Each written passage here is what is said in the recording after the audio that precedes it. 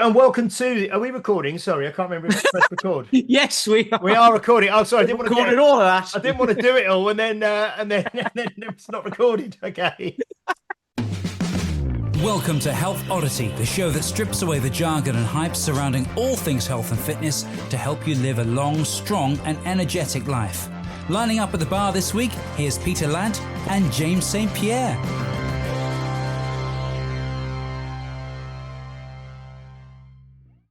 Hello, and welcome to episode 284 of the Health Oddity podcast. Now, if you are listening on or near to the day of release, it's the 6th of February. So this is our first podcast of February 2026. And it is with myself and Pete today.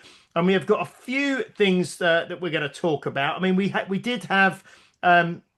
I really enjoyed the podcast last week that we did with William Person around. I mean, first of all, it was fascinating hearing all about the actual what it feels like being in a bobsled and being at that kind of level of world championships and traveling around the world doing it for a decade. And then also obviously the CTE and the concussions and the brain injuries and the hyperbaric oxygen therapy. I mean, I don't know about you, Pete, but I just found that was a really interesting conversation. That I feel we were pretty privileged to have, actually. Absolutely. I felt it was I think I said it after we stopped recording, didn't I? It was one of those episodes, like every now and then we do an episode that we just need to get around to as many people as possible and get shared and all of that, and that was one of them. It was amazing. What I didn't appreciate, we had a little conversation with him before we started recording, and I didn't appreciate, like, obviously he's got a brain injury, but we were chatting away and everything was all right. But it was when we started asking questions and stuff, and then he was like, "You have to ask one at a time," and he'd forget what.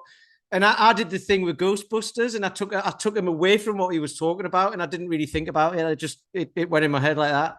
And he answered a different question, but then he came back to it afterwards because you prompted him to. But it was just quite interesting. I didn't really. He was obviously having a good, because he said he has good days and bad days. But you couldn't really tell. But he was really good at explaining it as well. He's like, "I've forgotten the question," or "You've asked me too many questions there," and it was just really gentle. It was brilliant. And I went to the dinner last night and met with Darren, just briefly had a chat with Darren, who is Theo's dad, who are the guys who run the Ultra Wellness Clinic. And I kind of mentioned, because it was the person who got in touch with us for Will did so because of the podcast that we'd done with Theo talking about the hyperbaric chamber. So it's really funny how things work, and obviously Will was out in Los Angeles. So I kind of said to Darren that I'll maybe put them in touch and see, make a connection there, which is great. But I said to Darren, I said that, he was talking about getting one that you can sit like 5 people in at a time. Yeah. And then Darren said, the model they've got, you can have it for 1 person, or you can get it for 2 or for 4, or they do, like you say, like whole rooms that just basically you could just put loads of people in at once. And it's fascinating, really. Will said that you could get the one he was looking at was 6 people, wasn't it? 5 or 6, I think so. Yeah, because you could even do therapy sessions in there and stuff, couldn't you? You know what I mean? Like your brain is healing while it's also healing, like mindset. I kind of thought, because it made me think of when people go and sit in a sauna together, and you sit in a sauna and you that's very different. I know it's very different, but the reason I'm saying it is because of the act of sitting in that room together when you're in there and just talking, like you say, just having a chat. From that perspective, so you could get everyone sat in that room, like you say, and just talk, and ties in, I suppose, with the Andy's Man Club stuff that we spoke about with Mark Tonner and everything else, We didn't mention it because the podcast was going the way it was, but we didn't mention it on that. But it made me think of Mark as well, because of the whole suicide prevention and all of that sort of stuff, and the veterans and everything. And Mark's obviously had his own struggles with that and everything. So it just made me the amount of people who we've spoken to, who this would benefit them and pretty much everyone in their kind of social circle, I suppose, or their sphere of people who they know who've gone through all of these things. Yeah, no, One of those it's episodes. no, it's fantastic. No, really, really good, really good. So, yeah, we've got a guest next week. We're on with Krista Biegler next week, who is a registered and award-winning sort of dietitian and nutritionist, and her company is called Less Stressed Life Nutrition. So that will be nice talking to her next week. And like we say, this week. We're just talking about a few things you mentioned actually just before we came on. Would you want to say? Yeah, James, you've gone viral again. Honestly, Again. brilliant. It's yeah. I was so for context, James put a post up, just with someone jumping on a box, and it was, we can say names and stuff, can't we? Yeah. It's Wendy and well, Dave. because Yeah. more people have seen that than will listen to this podcast. So. Anyway, but it just said Wendy is 70 and Wendy's doing a box jump. She's jumping onto a box and then stepping down, isn't she? Yeah. And I was like, all right, another one of James's posts. And then I saw that there was a comment which was like, should women of this age be doing that or whatever? Or I don't know. So I went into the comments. I was like, go on, I'll have a look. I got sucked in. And it was just like, there was comment. We were talking about the different types of people. Some people were saying it was great. Some people were saying you shouldn't be doing that. Some people were saying people that age shouldn't be doing it. So the trainer's probably young and getting them to do it because they think they can. Other people were saying I couldn't do that because of everything, like what's happened to me. Other people were saying it was great. It was just interesting to see all the different kind of ways people look at the same video. Someone said it was patronizing because you've put Wendy as 70 and she's jumping on a box. So that's patronizing. Why shouldn't she be able to do that? And it's like, it doesn't say that. It just says Wendy is 70 and she's jumping on a box. Yeah. And there was some just outright nasty comments. Yeah, about the individual, like who they don't even know.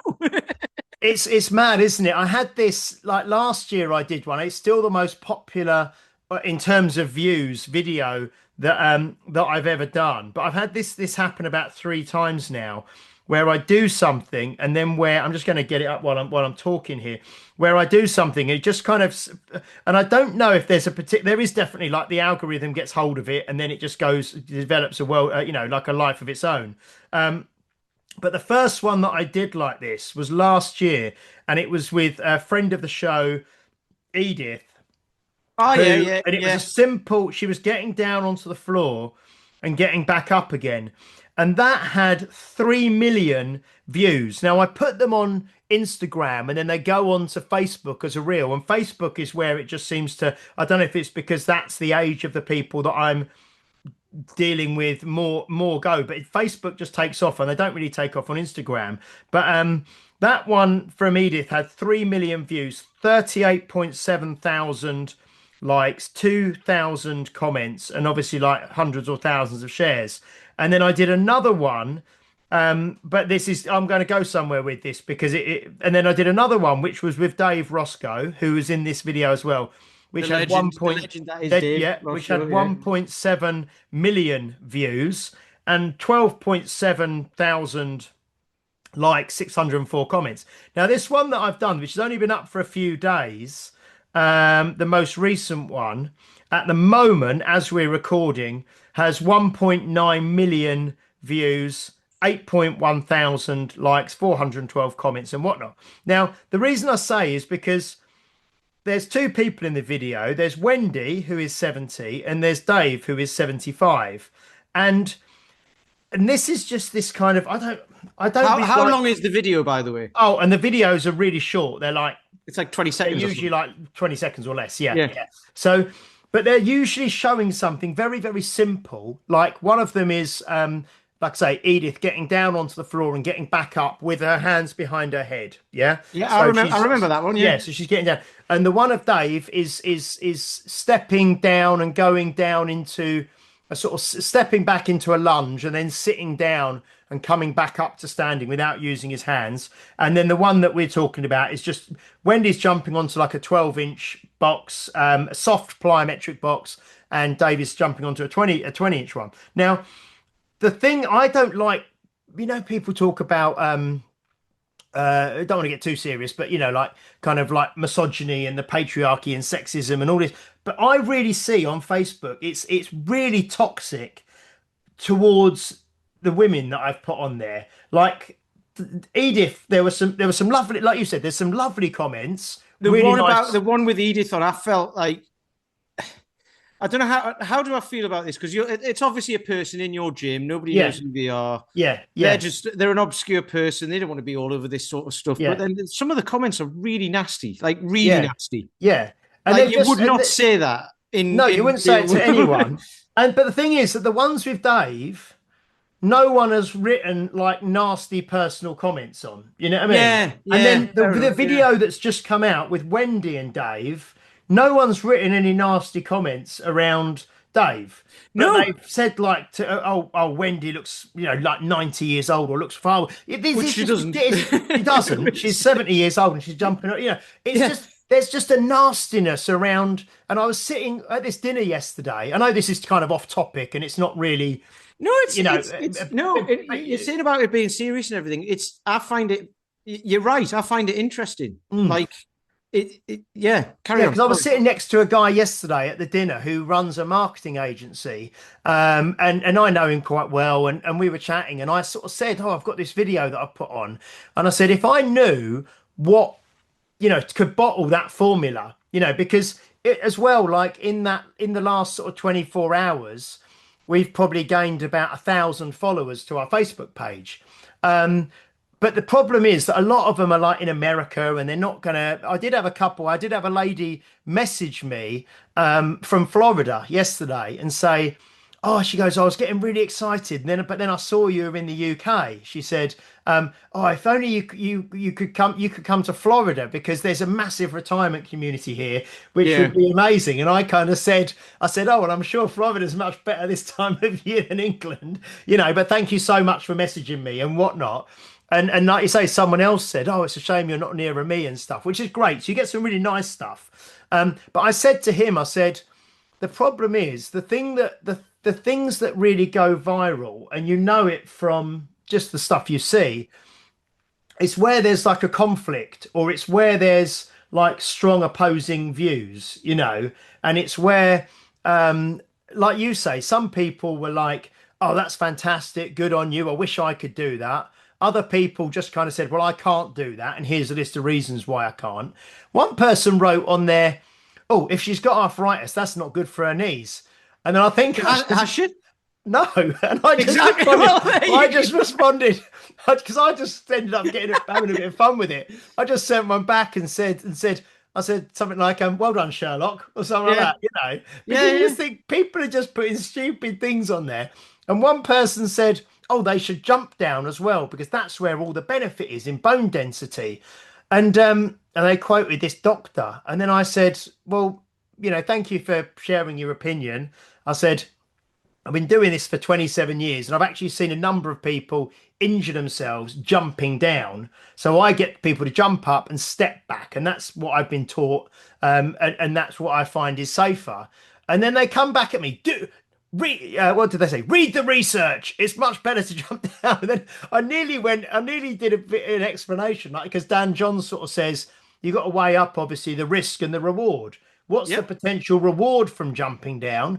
Oh, you might get a bit of extra, bone density. What's the potential risk from jumping down? You might rupture your Achilles or twist your ankle or hurt your knee and you'll be out. So, but I just in the end just said, "Oh, thank you for sharing your vast experience." I don't know who they are. It's not, that's the thing. You don't know who it is, and no, it's not going to resolve anything. So No. And also, this person has seen a 20-second video of Wendy jumping on a box. Wendy's 70 years old. That's all you know.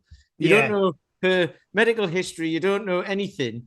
You don't know what she's like. She could have been some like an Olympic high jumper or something like that who's got amazing Yeah. legs. Yeah. You know what I mean? So Like, you just don't know. it's mad, isn't it? So in the end, I just end up. I kind of like most of the comments. The ones that are positive, I kind of put a heart next to. Yeah. Occasionally, I'll just write a quick response to some of them. Everyone who shared it, I sort of just thank them for sharing it, you know. But some of them that are just bizarre or nasty, I just put a laugh. I just put a laugh next to it, you know, because you just think there's another element to it, right? And I'll get into why this matters for health in a minute. What we're talking about, by the way, because we're the Healthology podcast. This is just I just find it interesting. But there was another type of comment where people are like, "Oh, great, she can jump on a box. Anyone can do that," and it's like, but some people are saying she shouldn't be doing that, and other people are saying it's patronizing to say she can do that because she's 70, and other people are saying, well, I can't do that and I'm 40 or whatever. So it's like everyone's different. And this is the thing. And then you end up arguing with people online who you don't know and who are probably like not even who they say they are anyway, or a bot or whatever, who knows. And this is where health comes in, because you end up getting stressed about it. Not you, I'm talking about just in general. Yeah, you can do, yeah. Stressed about it and tired and losing sleep and wondering what's wrong with them and all that. And it's like, don't worry about it. Just worry about it. Like, nobody's worried about you. It's the Dick Van Dyke thing, isn't it? Or people like whatever people say about when you're in your 20s, you're worried about what everyone thinks about you, blah, blah, blah. And then basically you get to your however old 60s or whatever, and you realize no one's thinking about you because they're thinking about themselves. So don't worry about it. Yeah. So so Wendy's fine. She can jump on a box and get down at 70 years old. If I can do that at 70 years old, I'll be happy. Yeah, exactly. So it's not anything that I, like I say, I just take it with, but I do just laugh. I laugh at most of them and think, what, you know. Put it this way, right? You've seen it and I've seen it. So you've got a gym and you see lots of people who, you know, there was a lady once who you had getting up and down off the floor with a bench. Leslie, right? Yeah. And that was another one of the videos, right? Yeah. And that was great because you know, she obviously looked like, I'm judging here, but she looked like, you know, she might have been a little bit overweight and, you know, struggled with mobility and stuff like that. So getting up and down off the floor was tricky for her. I think she was in her 60s or something, or maybe in her 70s. Yeah. So you had her using a bench. A bench. Yeah. Great. Right. Wendy could probably do that, like with one arm behind her back and all that sort of stuff. Right. So, and she was maybe older. I don't know. Yeah. So some people can do it, some people can't, but she's going to get benefit from that. Right. So you've seen people that like from one extreme to the other sort of thing. Yeah. All different ages. And I have as well with training people, but also with the walking group, you get people who come along who will walk 5 miles, walk up and down a bit of a hill, but struggle on the hills. People in their 40s will struggle on the hills because they're just out of breath, overweight, tired, achy, whatever it is, whatever the problem is. And then other people, so the reason why I'm telling you this is because just the weekend just gone, it was the walk Sean was on, and there's a lady called Ali who comes along who's 75 years old, right? But she does like salsa dancing and like she does everything, right? But she comes along on the walks as well. I basically met her in a field once while she was out with her mate walking the dog. Got chatting to her, told her about the group. She came along. Didn't know how old she was. None of that. She just turned up. So at the weekend, there was a style. Some people struggle to get over styles, right? Because like you get kissing gates and all that these days, don't you? And like styles are still around, but there's not that many of them anymore. But people struggle to get over those. So there was people going over, and it obviously slows the group down. So Ali, the 75-year-old lady, there's a gate next to the style. She just vaulted the gate. Right. And people, there's pictures of her doing it in the group. And so people were like, a couple of guys saw that and they were like, all right, okay, I'm going to go and do that then as well. So they just jumped the gate basically. But yeah, it was like 75 years old and she just like got over and went, way like that and shook her legs over and landed on the other side and was like, right, come on. You know, so, but nobody's saying if you're younger than her, if, you know, 30 years younger than her even, and you can't do that, you're a bad person. It's like, it just is what it is, isn't it? Some people let themselves go. Some people, you know, will say, what does it look like in 20 years' time? Some people don't think like that until a certain time. And then they go, actually, I need to think like that now. Or some people never think like that. So it's just, yeah, people are different. Yeah. It's interesting. It's about to say human nature, isn't it? But I do find that, well, it's difficult because you can't really say social media brings out the worst in people, because there are, you know, there's probably a fairly even split of nice comments, nasty comments, and then just kind of strange comments that pointless comments. People just like using it because they see it and they feel they probably see it and feel like not very good because they can't do it. So then they feel they have to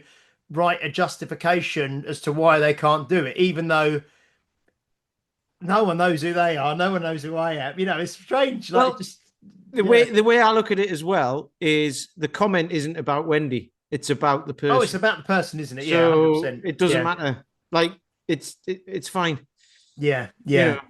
Anyway. Excellent. Anyway, yeah. So another thing that's going on, we just prior to coming on to record this, this is interesting actually, because 2 weeks ago, we had an episode come out which was about the 5 kind of big rocks of health and fitness for 2026 and every year. They were just kind of the big principles which we recorded a podcast on, and we just started. So Shane Nugent from Quantum Nutrition, who's been on the podcast, has just started working with us at Unique Results and the members for the next 12 months, all on kind of nutrition, education, and support, and accountability, and coaching, and all of that kind of stuff. So we're kicking off next week with a kind of a 7-day challenge, which I thought was really nice, because it really ties into the rocks that we talked about. So it's just as a way for him to kind of get involved in the group and to introduce him to the group. And he just did a Zoom workshop. So it's just 3 sort of habits to try and commit to next week, starting on the Monday, which is to walk a minimum of 8,000 steps a day, which is kind of check for Pete and for our rocks, to eat a minimum of sort of 6 portions of fruit and vegetables per day, again, which is a tick, because we had that kind of nutrition element within our big rocks as well. And then the third one was to drink 2 liters of water a day, basically for the 7 days. So again, tick. So just really, really simple. And I've been talking to the members recently, because I think I mentioned to you, I don't track my steps on anything other than my phone. But I realized that, well, I looked, and it gives you your total average number of steps for last year. And my average number of steps per day for 2025 was 9,551. And then I'd kind of said this year, at the end of the year, I want my average to be 10,000 plus. And at the moment, so far, we're only, was it today as we record, like mid-January, 15th, really. 15th. My average steps so far are 9,952 for the year so far. So kind of getting that up there. So that ties in obviously with the big rocks and with this challenge that we're doing. But I just thought that was quite nice. It's quite a nice again, it's simple. It's things that people can do. Not overcomplicating things for the sake of overcomplicating them, but very down to earth for real people, Yeah. I mean, well, did we speak about this last time as well? It's like, there's 12 months in a year. So trying to overhaul everything in January what was his name? Not Ted Nugent, Shane. I think you think Ted Nugent. He's a rock star, isn't he? Big guitar player. Anyway, he said that on his episode, didn't he? It's like you do the easy stuff first, or the simple stuff first, because it's not necessarily easy, because it's mostly about psychology behind it rather than the actual thing. Because if you've been doing something forever, it's hard to change. So therefore, just change something, change a couple of the big rocks, like we said, and then you start worrying about all the small stuff later on, don't you? Yeah, I mean, have you heard of this? This is another thing. Shane posted it. Yes, yeah, I did a little video for my members. Have you heard of like 75 hard? Yes, I don't know what it is, but I've heard of it. And I think it. Yeah, again, I think it started in America, but it's kind of like this idea that you do something hard for 75 consecutive days, and it kind of toughens you up, changes you, transforms you. But it's kind of along the lines of, I've got to look into it myself, because I hear more and more people talking about it. But it's more along the lines of the kind of David Goggins type, thinking of, becoming like hard and becoming a badass, and, really kind of doing something tough for 75 days. And Shane sort of put down, but it could be, I suppose it could be, getting in the ice tub for 75 consecutive days. But the important thing is it's 75 consecutive days.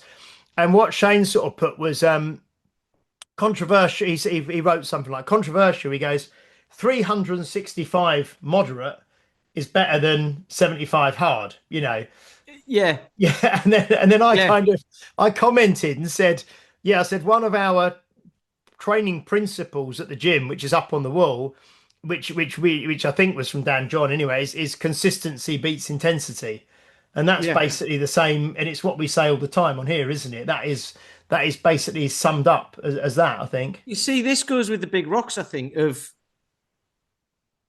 because people talk about get out of your comfort zone because nothing grows there, or like, I mean, God, there's so many memes in that like all of this stuff, right? Mm. So it brings that brings me to comfort zone expansion training with Paul. But people say like, well, if you do stuff within your comfort zone, then you like nothing grows there, so you need to get out of your comfort zone and all of that. But for some people, their comfort zone is like this big. It's like tiny. So getting out of it, right, just means getting up in the morning, or think of someone who's got like chronic fatigue or something like that. Like getting their comfort zone is very, very small. So doing something hard for them could be getting out of bed in the morning. It could, whatever. Like drinking 2 liters of water a day could be hard for someone. So there's a thing. It's a guy, a friend of, well, I say a friend of mine. I don't see him much, but someone who I've known for years. A guy called Simon who says choose your hard, because some people choose easy hard. So I do hard stuff, but they choose the easy hard stuff rather than the hard stuff. But it depends where you're at. It's like saying I'm going to eat really well, like super well. I'm going to stop drinking. I'm going to take all my supplements, and I'm going to go to the gym 5 days a week on day one. That's choosing something where it's so far out of your comfort zone, you've got no chance. Some people can do that. Some people can Goggins it, right? And they will. But that's that's like this much of the population, a tiny amount, isn't it?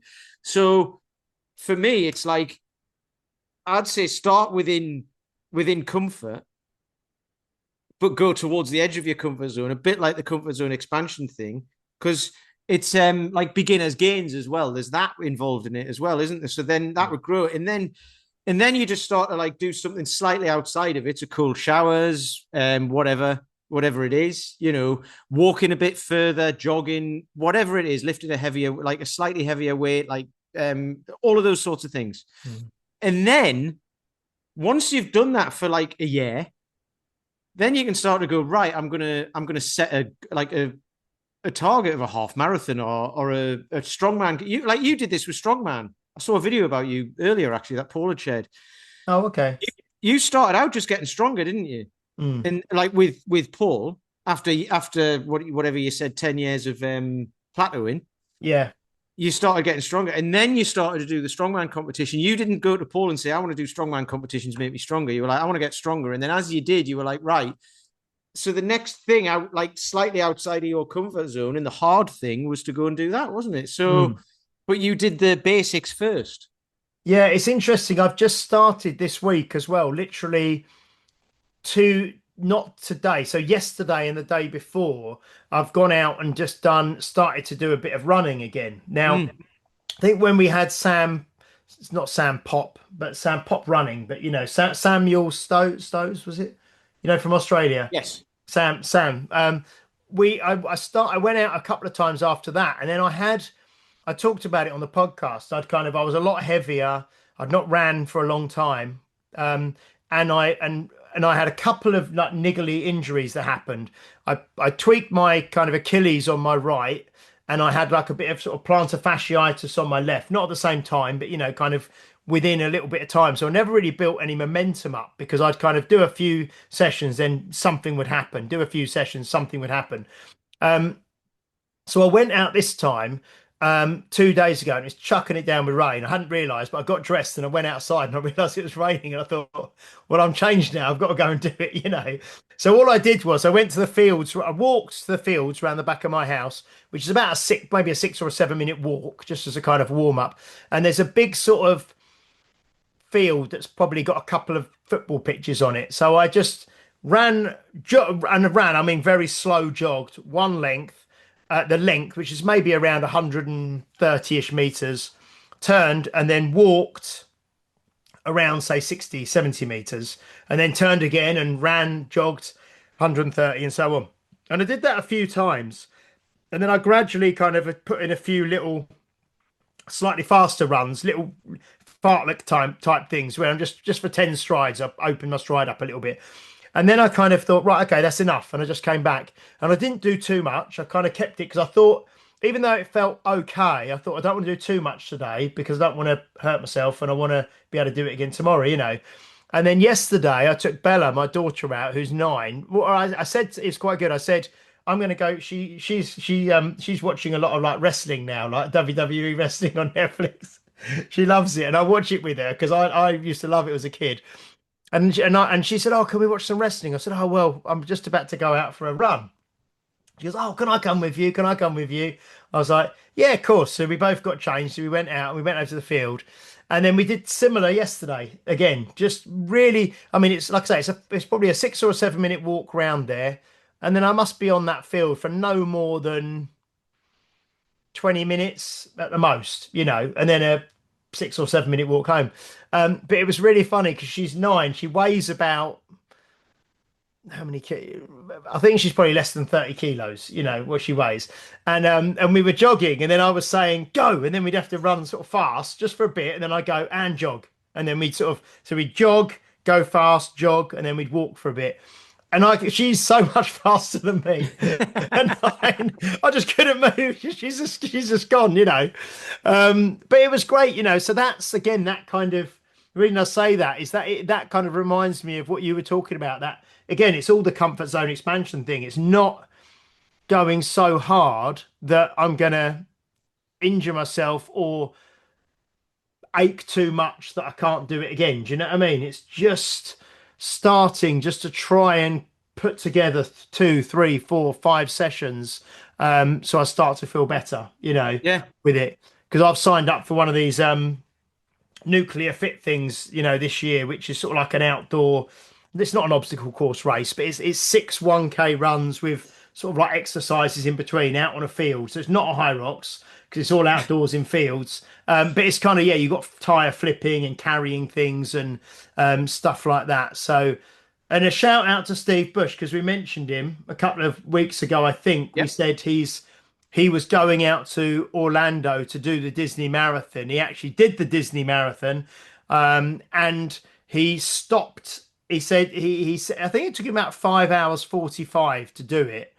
But he said 20 minutes he was queued up for I think it's the Everest roller coaster in Animal Kingdom or something, because he said it was the only chance he was ever going to get to do a roller coaster halfway through like a run. So they started obviously at 5. I mean, we're going to get him to come on the podcast and give us an update on everything again.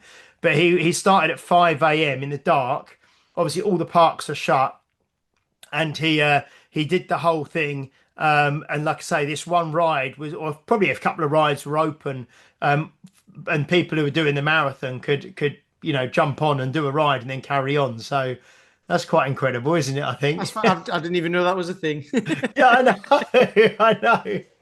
But he's got some lovely photos, you know. So that was good. So yeah, I mean, no, I think it's So that running is good. I mean, I don't really. I do think. I mean, you're fit. You do so much walking. You know, you're strong. I just feel that it's important. And again, not to say everybody, but I think that being able to run is kind of like a natural human fundamental movement that I think if most people should be able to do it. And I'm not talking about running a marathon or running a 10K. I just mean if there's some danger and I need to run away from it, I can run away from it. Or if I need to pick up my child and run to get them out of danger, I just want to be able to do that, you know, as a human being and as a dad. And I was at the stage where I didn't feel like, you know, I'd lost that kind of athleticism, that ability because I hadn't done it for so long. And I think it's good to be able to run a bit, you know. I'm not saying I'm going to go mad again. I did lots of marathons in the past. I've not got any desire to go back to that, but you know, to be able to run kind of confidently and you know. Yeah, I mean, you're hitting on something funny there as well, because there's certain things like, we talk about, like, people talk about strength standards, and they're all different. Or you should be able to do double body weight deadlift and all that, and that's like fair enough. But there's certain things like everyone should be able to run. Everyone should be able to walk. The way I look at it is we do 5 mile walks with the group, five-ish miles, right? Sometimes slightly more, sometimes 3.5, whatever. And then we're going to do long walks with the people who can and stuff. But everybody should be able to get up on a Saturday morning and go and do a 5 mile walk, right? But that becomes a controversial statement these days, doesn't it? Because, well, I can't, because like we were talking about earlier. Yeah. It's like, yes, but all things being equal, everyone should be able to. Everyone. Unless you are disabled, you have to almost caveat everything, don't you? And say, but without having to caveat all that's taken care of. Everyone should be able to, because there's a lot of people in their 40s, for instance, who can't, who should be able to, in my opinion.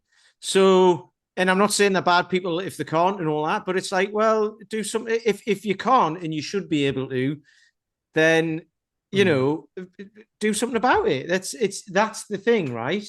And then you get things like, so the caveats will be things like arthritis and all that. I've got arthritic big toes, which I found out like last year, right? And I still go out and do it. So, because I know if I don't, they'll get worse. It gets worse, there was a guy who came along on the walk for the first time 2 weeks ago, who's 65, I think, and he had a full heart transplant 3 or 4 years ago. He's got a 36-year-old bloke from Southampton's heart, right? And he came on the walk, and it was the furthest he's walked since he had his heart transplant, right? So obviously we made sure he was all right all the way around and stuff like that. But he's been again since, and he's coming again this weekend.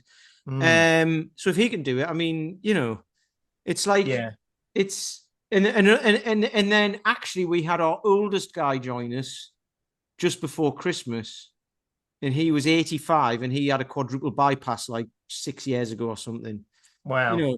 And we did Salisbury Hill with him, which we did with you, right? And he was did he do that? 85? He did, yeah. He was very slow, but he did it. And it was freezing cold on the day as well. But he was he was just like, you just do it. And his wife was at home. She's got dementia. But this is like, so he wanted to come along and all that because it's a bit of respite for him and all this sort of stuff. So anybody should be able to do it, right? That's what I'm saying. If you can't, instead of kind of like, people can get to the point where I can't, and here's why. It's like, think of why you can, and then go and do it.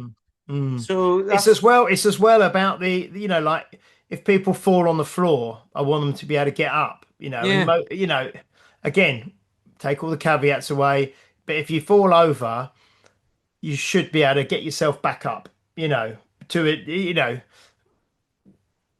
for 99% of people, and this is the thing where, and if you can't, it's okay if you can't, but you can work. It's better if you can.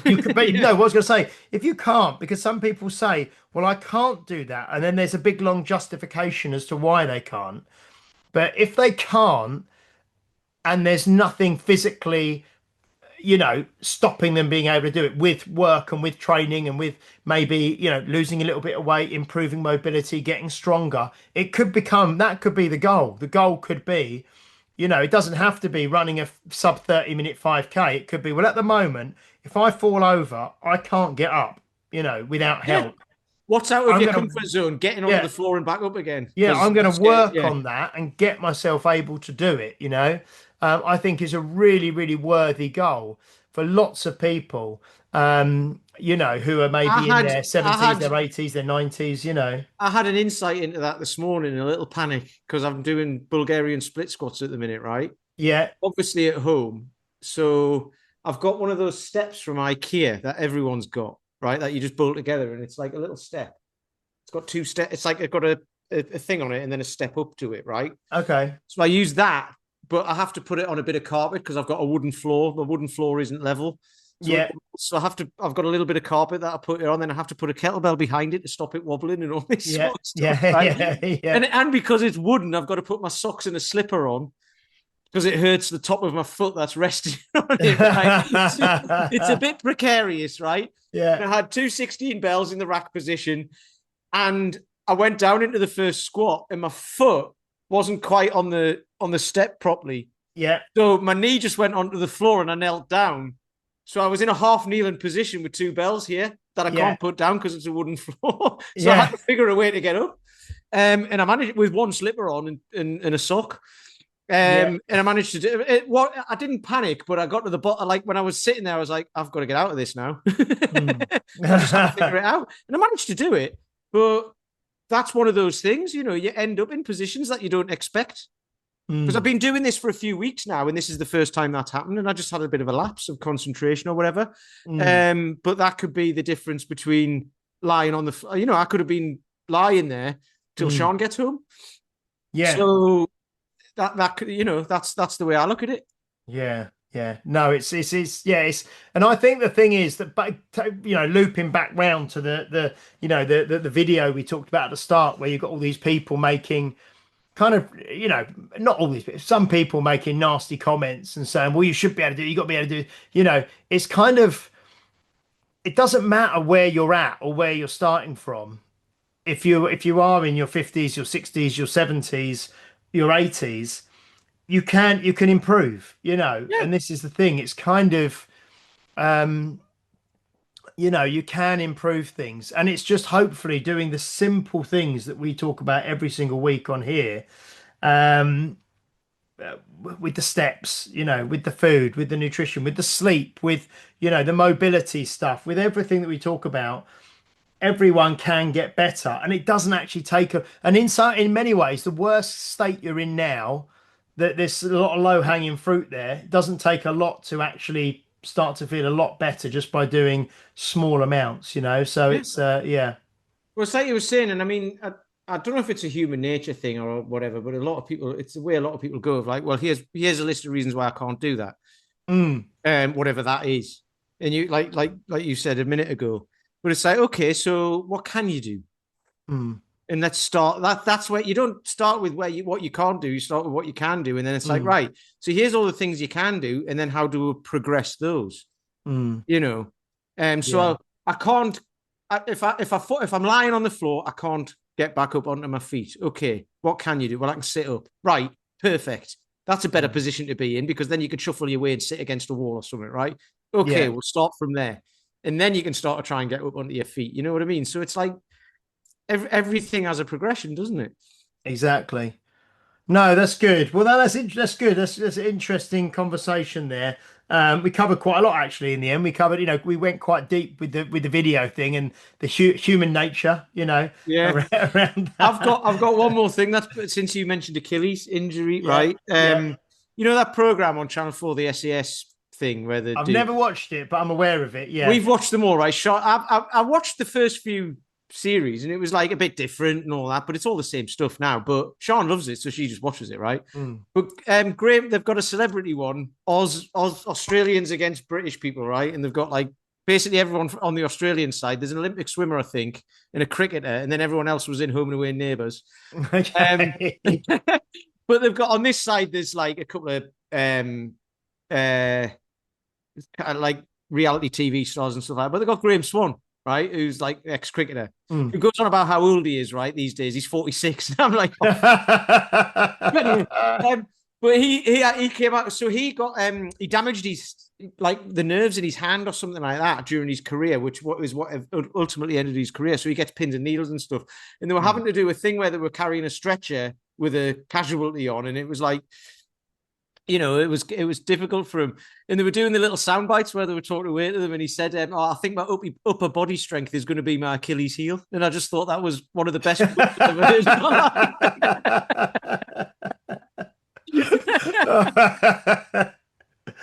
Very good, very good. Anyway, right, okay, guys, thank you for watching and listening. Please do like, share, subscribe, leave a review if you're watching or listening on a platform that allows you to do so, especially if you are on Apple Podcasts. You can give us a 5-star review on Spotify, and please do subscribe on YouTube if you don't already. And if you know, because I get Chris Denning from Canada has sent us a few recommendations for guests over the years, and I've been messaging out people trying to get some guests on the podcast. So, but if you have anyone that you either know yourself, you have contact with, you would like us to have on as a guest, then please do message us, reach out to us on social media or whatever, comment or message us and give us some recommendations or ideas for guests that you would like us to have on throughout 2026. And if you've got like guests that you maybe have, you've got a connection with or you've got access to in terms of communicating with them, that would be even better. That would be fantastic. And like I say, we are on next week for episode 285 with Krista Biegler, okay, from Less Stressed Life Nutrition. So we will see you next week. Thank you for that, Pete. Thank you. Brilliant. See you next week. Bye-bye. You've been listening to Health Odyssey with Peter Lant and James St. Pierre. To get your regular fix of hype-free health, you can subscribe and leave a review wherever you get your favorite podcasts. You can find out more on today's and other topics at healthodyssey.com or find us on Facebook or Instagram by searching for Health Odyssey.